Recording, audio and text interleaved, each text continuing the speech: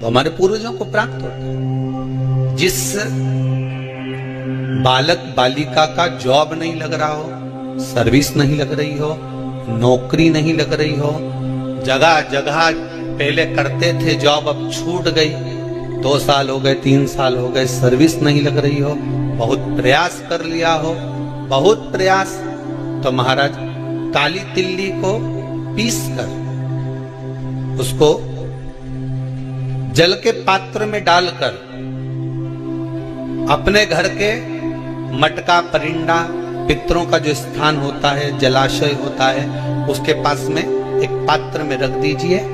बेलपत्री या बट का पेड़ या पीपल का पेड़, इस वृक्ष के नीचे एक रात्रि तक रखे रहने के बाद में दूसरे दिन अपनी कामना कर जिनका जॉब नहीं लग रहा, सर्विस नहीं लग रही, नौकरी नहीं लग रही, या कहीं उलझने उत्पन्न हो रही है, उस व्यक्ति को हाथ में ले जाकर उस पात्र का जल, 3 वृक्ष पितरों के तुल्य हैं। कल की कथा में कहा था, पहला बेलपत्री का, दूसरा पीपल का, तीसरा बट का, ये 3 पितरों के तुल्य। इन 3 में से किसी भी वृक्ष के नीचे उस काली तिल के जल को समर्पित कर दीजिए। महाराज बाबा चाहेगा, भोलेनाथ जी चाहेगा तो 3 महीने में कहीं ना कहीं योग बना ही देगा। ये बाबा पर विश्वास रख, शंकर भगवान पर भरोसा विश्वास रखकर आप कार्य करेंगे, क्यों ना हो। किसी ने प्रश्न करा था, गुरुदेव हम टीवी पर कथा सुनते हैं या हम मोबाइल पर कथा सुनते हैं, उसका पुण्य कथा में बैठना, जो लोग पंडाल में बैठकर कथा सुनते हैं उनका पुण्य हमारे पुण्य जितना ही होगा और उनके पुण्य के बराबर ही हमको पुण्य मिलेगा कि थोड़ा सा कम हो जाएगा। हम अगर घर पे बैठकर कथा सुन रहे हैं, आस्था चैनल पर या फेसबुक यूट्यूब पर कथा सुन रहे हैं शिव महापुराण की, या हम पंडाल में बैठकर कथा सुन रहे हैं, इसका पुण्य बराबर कर रहेगा कि कम ज्यादा हो जाएगा। अगर देखा जाए, हाथी कौन से पंडाल में प्रवचन सुनने गया? जम के बोलो, कोई पंडाल में हाथी कथा सुनने गया? अरे बोलो जम के, नहीं। उसके बाद भी हाथी के पांव को मगर ने पकड़ा था और मेरा हरि वैकुंठ अधिपति दौड़ कर आ गया।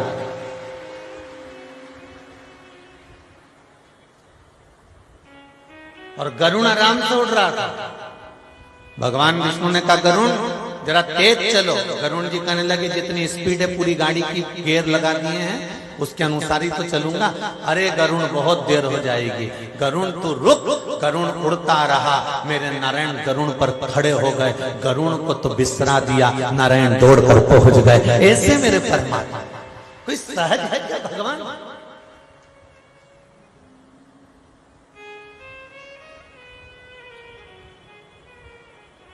अरे भाई तुम यहां बैठे हो ना, चाहे कहीं पर भी बैठकर कथा सुन रहे हो, बस आहों में असर होगा, घर बैठे बुला ली, आहों में असर होगा, घर बैठे बुला। नेत्र के लिए शिव महापुराण की कथा कर रही है महाराज। भगवान शंकर का जो शिवलिंग है, और शंकर भगवान के शिवलिंग के सम्मुख में उत्तर के भाग में जो जल बहता है, उसके बीच में एक मोटी सी लाइन होती है जिसका नाम हमने पहले भी कहा, अशोक सुंदरी। शंकर भगवान की 6 लड़कियों में से 5 लड़कियों का नाम है जया, विषहरा, सामरीवारी, दोतली, देव, और शंकर जी की 6ठी लड़की है अशोक सुंदरी। महाराज ये अशोक सुंदरी का जन्म काशी में हुआ था,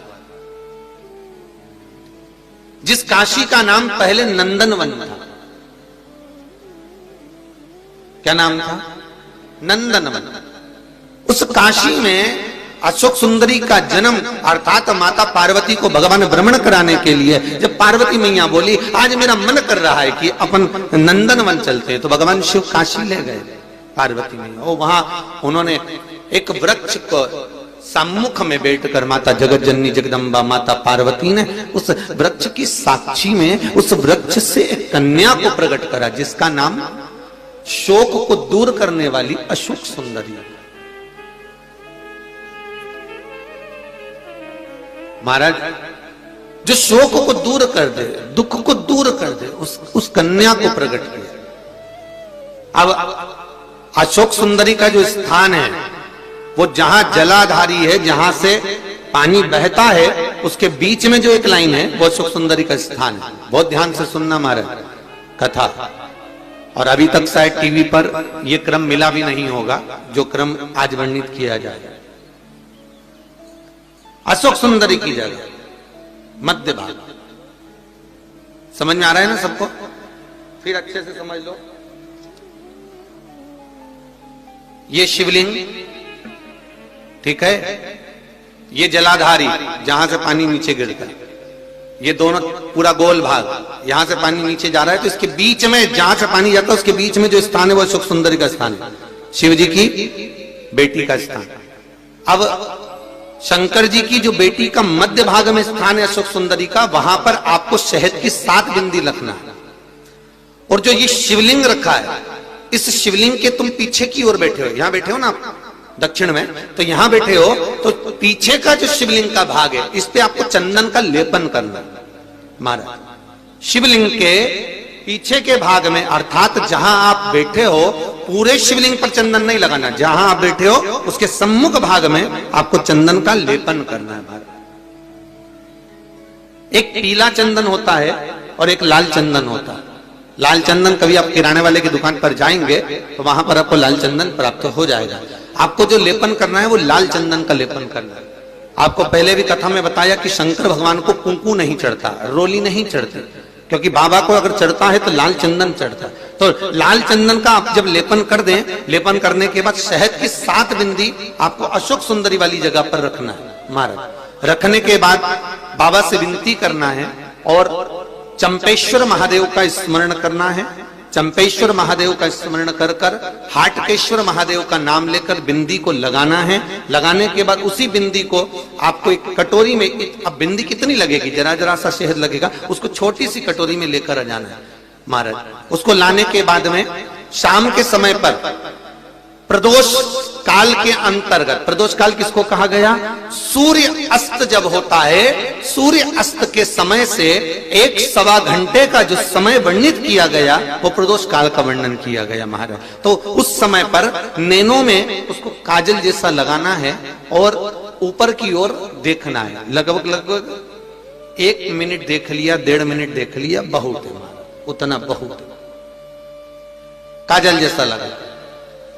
एक कटोरी में जो तुमने चंदन लगाया है उस चंदन को निकाल कर लाना है और आंखों के नीचे भाग में उसको समर्पित करना है महाराज। ये 2-3 चीजों में काम आता है। एक तो नेत्र की ज्योति बढ़ाने के लिए, जो चश्मे वाले नंबर हैं उसको उतारने के लिए। दूसरा, नेत्रों के नीचे जो कालापन आ जाता है उसको मिटाने के लिए इसका प्रयोग किया जाता है महाराज। तीसरा, इस शहद का प्रयोग नारी के जो रजो धर्म से जुड़ी हुई तकलीफें होती हैं, नारी के रजो धर्म से जुड़ी हुई जो प्रॉब्लम होती है उसमें भी ये शहद काम आता है महाराज। इस शहद का केवल प्रदोष काल के समय इसको चाट लिया जाता है, तो उससे भी नारी के जो रजो धर्म से जुड़े हुए प्रॉब्लम होती है उसमें भी उसको अंतर आ जाता है। तो हाटकेश्वर महादेव और दूसरा जम के बोलिए चंपेश्वर महादेव, इसका स्मरण आपको करना है।